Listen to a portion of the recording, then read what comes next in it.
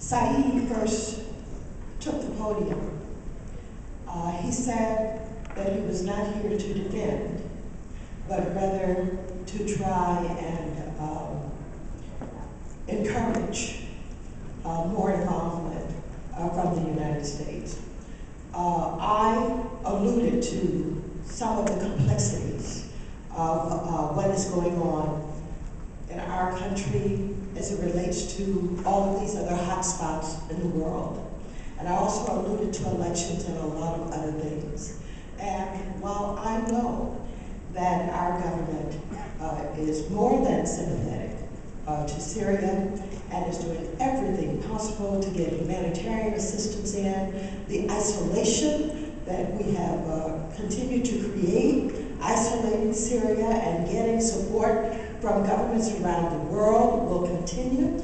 And don't take lightly this economic problem that we have created for Syria, which does not allow the government to have the kind of money and the resources to continue to have a working economy and a government that can continue to supply itself with arms.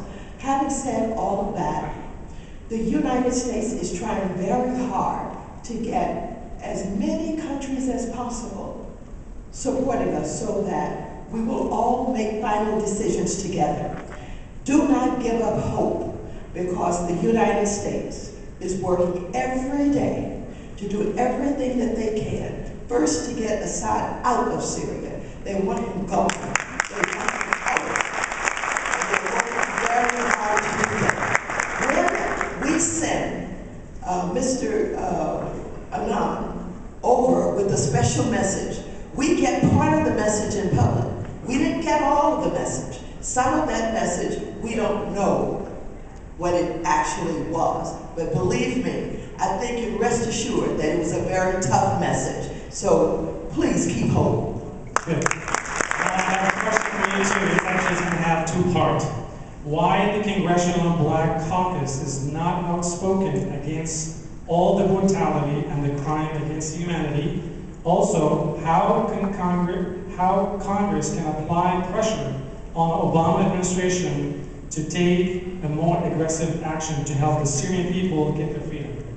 I spoke a little bit about the Congressional Black Caucus and was reminded by my friend that the world really needs to hear from the Congressional Black Caucus. We are people who have fought against racism, we've fought against repression, and we know as well as anybody what it means to have a government like the Syrian government that's beyond repression, this kind of violence and this kind of killings that are going on. And so, yes, I think there is an expectation that our voices should be louder. I've accepted responsibility to see to it that we step up to the plate and we make our voices heard. And as I said, you watch the news. If I'm half as good as I'm supposed to be, you'll hear the voices of the Congressional Black Caucus. Actually, most of us wake up at 5 or 4 o'clock in the morning to get connected to the news.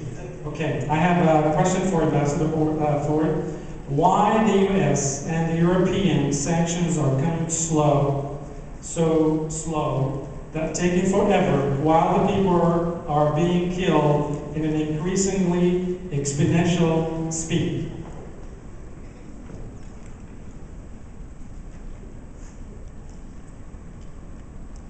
All of us would like this to finish quickly.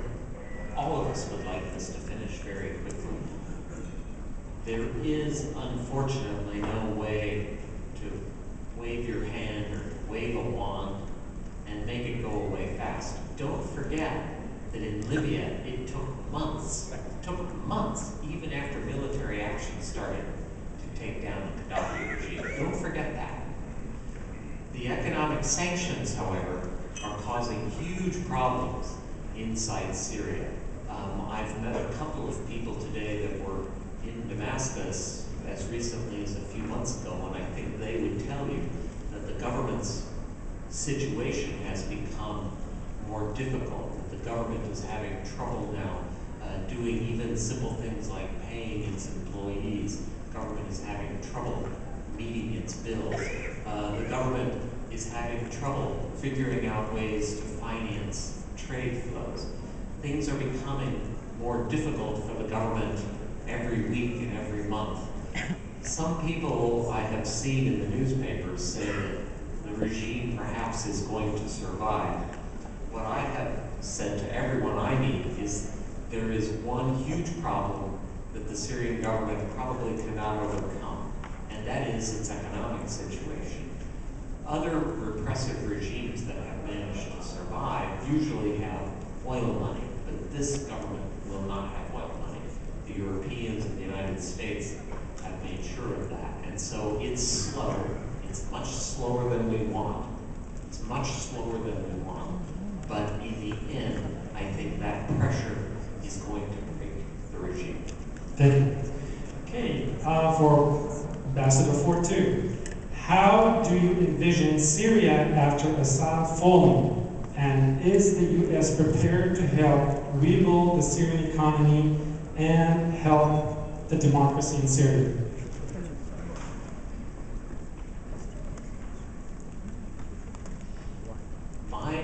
My imagination for Syria, and I think that of Secretary Clinton and President Obama, and I have been able to meet each of them several times. It's been a huge honor for me. Our vision of Syria after the Bashar al-Assad regime goes is of a country that does several things very well. First of all, it respects basic human rights from the beginning. It allows free speech. It allows people to march peacefully, like we saw in Holland. It allows people to form political parties. It allows people to form associations, civic associations, sports associations, professional associations, without interference. That allows the media to move around and to circulate, Syrian media and international media. A government that gives its business people, and I think some of the smartest business people in the world are from Syria. It's probably because of Syrian history when it was the end point of the Silk Road bringing goods between the Mediterranean and the Far East. Some of the smartest business people in the world are Syrians. I think it was Saeed who mentioned that Stephen Jobs actually was, his father was from this. So it's going to be an economy that is diverse, that has everything from modern banking services and tourism to having industries that export products like textiles and agricultural products. It'll be a very diverse economy. And it will be a country which is at peace with all of its neighbors and does not threaten any of them, but instead has very good relations with them, with the Turks, with Lebanon, with all of its neighbors. That's what we imagine, in a country where people are proud when they go to an airport to put down a blue Jawaz Sefer Jumhuriyat Arabia Saudiya in front of them. That's what we imagine. I have to tell you, it's a country that treats people with dignity. Thank you. Okay, question for Maxine. Are we going to see this Serbian scenario in Syria when the U.S. alone took a lead in attacking Serbian military and logistic targets? I consider that the United States is providing leadership now of the whole question of trying to bring about peace in Syria. And they're doing it in any number of ways. Many of those ways we have talked about here today, including the sanctions, including sending Kofi Annan with a strong message from this country, including the Secretary of State speaking out very forcefully, organizing the countries around the world. Recognize that this is legitimate and serious leadership. Allow your thinking to carry you to the point where this leadership is not going to stop. It is going to continue. The strategies we don't all know about at this time, but rest assured, we will not rest. This administration will not rest Assad disappears somehow. I know. Question for Ambassador Ford. How many more Syrians have to die before we take effective action? It seems that the administration is using Russia. It seems the administration is using the Russians and the Chinese vote as an excuse for its inactions. I have to be very frank with you. I do not accept that we have not taken actions. And people who say that, frankly, don't know what they're talking about. We have said the president of Syria has to go. Would you please name for me another country where we have said that? Now, the next thing, I've talked about the sanctions. Would you please name to me another country where we have said no American can do business in that country? I'll give you the other country. It's Iran. That's the only other one. Would you please tell me where we have organized an international coalition of over 130 countries in the General Assembly to say that the political transition has to go forward and the violence has to stop? Would you name one? What do you mean we aren't taking action? What you do mean is, why aren't you taking military action? That's what the question is. Now, am I right? Is that the truth? Okay, then let's talk about the truth. But you're not going to like what I'm going to say. But let me tell you the truth. First of all, we're not hiding behind the Russians. The Secretary of State and the President have had conversations with the Russian leaders in the past 2 weeks. And I have seen the readouts of those conversations, and they are not particularly easy ones. The Russians think that the Free Syrian Army, the armed groups as they call them, and the government's forces are on equal footing, equally responsible. You know what we think about that. I talked about it in my remarks. But the Russians have not changed their minds. And the Russians twice have vetoed in the United Nations Security Council. Do you call that the Americans hiding behind the Russians? The Russians did those vetoes on their own. We didn't tell them to veto. We were furious about it. Did you see what the Secretary of State said? She called it despicable. Would you tell me what other countries' actions she has called despicable in the past month? Come on. The question is the military.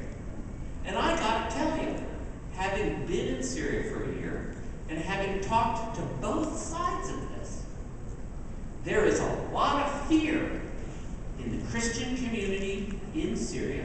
There is a lot of fear in the Alawite community in Syria that there are going to be retaliations and massacres, and there's going to be another Rwanda. I've heard them say that. And when they send their wives and children back to their grandparents and their parents' home, what does that tell you about them? They're scared.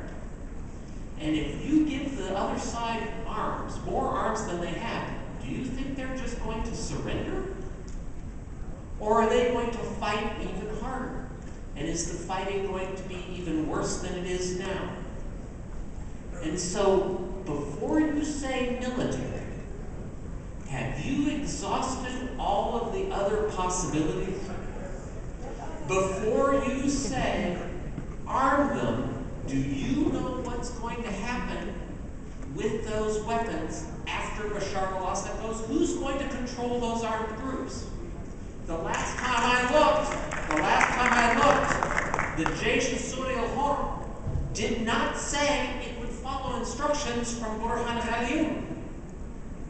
The last time I looked, General Ahmed Mustafa Sheikh did not say he was going to follow political instructions from the Syrian National Council. So do you know what they're going to do with those weapons? I think we need to know that before we start giving them weapons. And so we're working very hard on the things we know are going to cause pressure. I've talked about the sanctions.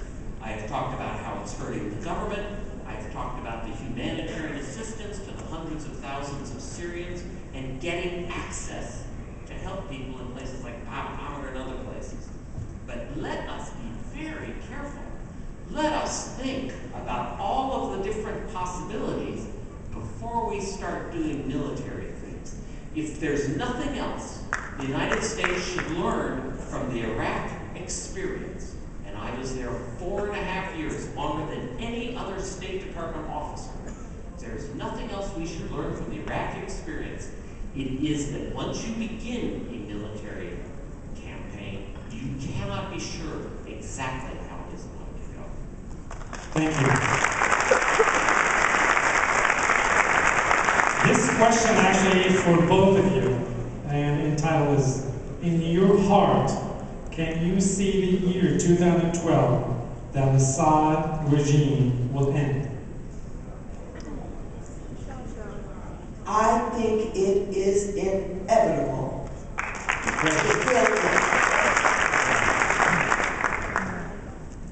In my heart, I'd like to see a news headline tonight on CNN.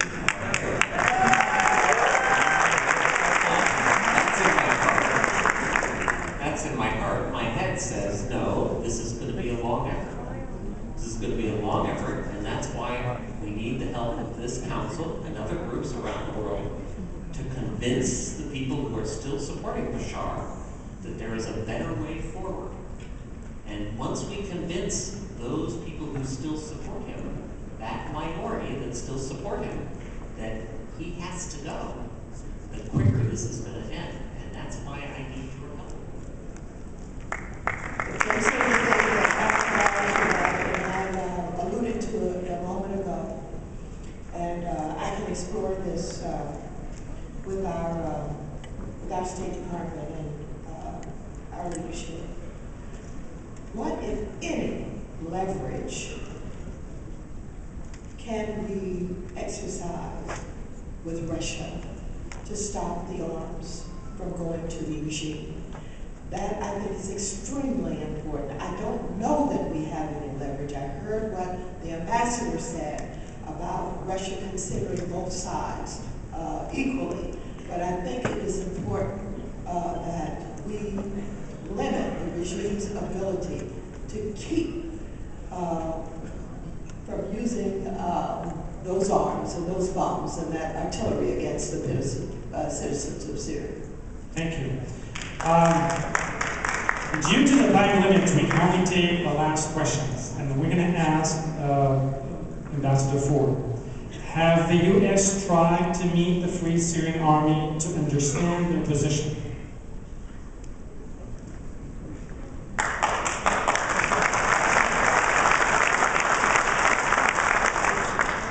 Is there someone here from the Free Syrian Army? I should know.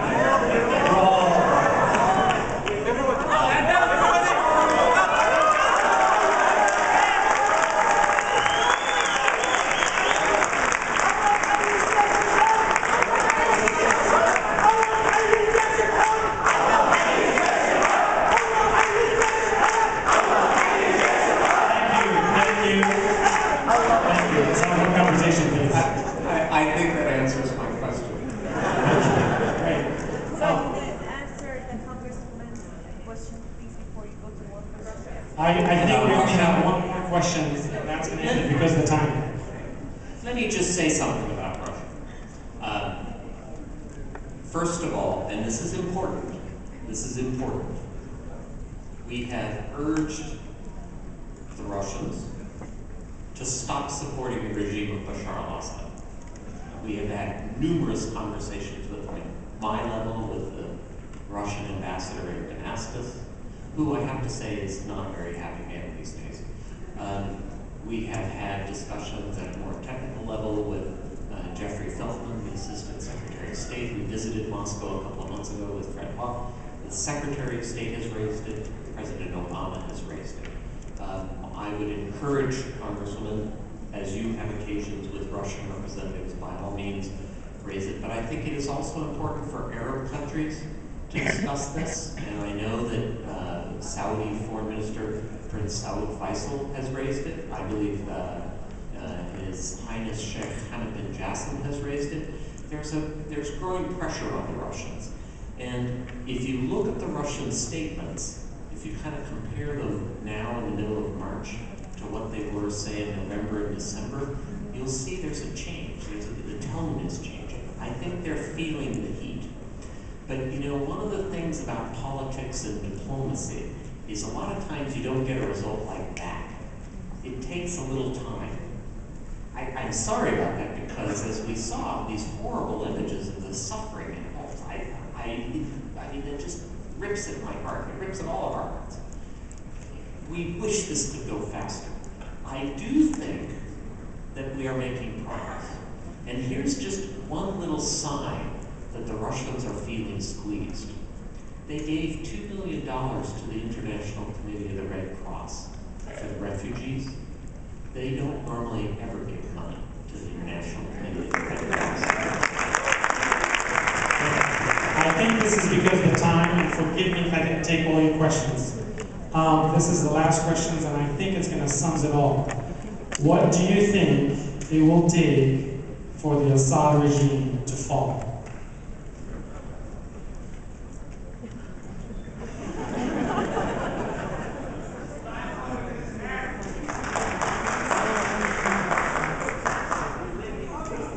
Let me just say this. I certainly wish that he would voluntarily decide that he cannot win, and that he would sneak away in the middle of the night and go someplace else. I don't think it's going to happen that way. I think if he escapes, it will be because he will have so much fear that he is losing, that he has lost, that he's going to die, and that perhaps he should get out before he's killed. So I think it's going to take resistance and putting the fear of God in him in order to get him out of there. And that's what I think. I think the fear of God is gone. A long time ago. I think it's going to happen. I don't know if it's going to be this year. I hope so. I actually think so, but I'm not sure. But I think in the end, what will speed it along is when there are anti-Assad demonstrations in all the different parts of Latakia. When there are anti-Assad demonstrations that are much bigger than they are now in places like Qamishli and in Amuda. We haven't talked about the Syrian Kurdish population, but they too are joining the revolution. And I think that is important, because remember, all of the Syrian forces are in western Syria. They're not in eastern Syria. When tribal figures in Deir ez-Zor, someone sitting behind me is from Deir ez-Zor, when those tribal figures come out more strongly against Bashar, and we see bigger demonstrations in the eastern part of the country. There are very few Syrian forces in eastern Syria. They're all over in Homs, in Rif Damascus suburbs, in Daraa, Hama, Idlib, and Jebel Zawi. So when Assad understands that from east to west, north to south, the great majority of Syrians are against him, all of the Syrians, all the communities, I think then not only he, but his family will understand that they have to get on the airplane and go. And we are certainly going to keep the pressure up and look for ways to encourage all Syrians to develop this transition plan I talked about, to make it clear that he has to go. Thank you. Now we conclude our question Q&A sessions. I have questions for you and a request that you need to be involved and you need to join SAG so we have a voice. Excuse me. No, one conversation, please. Okay, let's have the upcoming event. Saturday, April 1st, from 2 to 7, there's going to be a picnic in Miles Square Park, area number 3. So please try to be there. Also, the Syrian Youth Committee, age 14 to 25, need to get involved. We will have a special table outside for them to sign. We only need your email so we can be connected. Okay, last but not least, I would like to thank special friend who contributed immensely to our cause for freedom. They are anonymous and virtual. As we speak, they are fighting the regime restlessly. They are Facebook, YouTube, Twitter, and Google.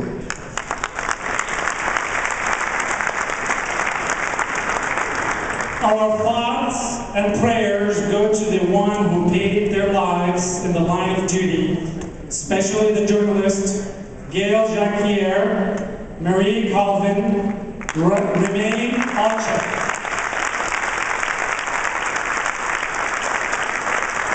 And a special thanks to the CNN crew, Anthony Shadid, Arwa Damin, and Anderson Cooper, who went above and beyond the line to make the 72-hour special on Syria. Thank you, CNN. Ladies and gentlemen, thank you all for a wonderful and successful event, which would not have been possible without our wonderful guest and volunteer,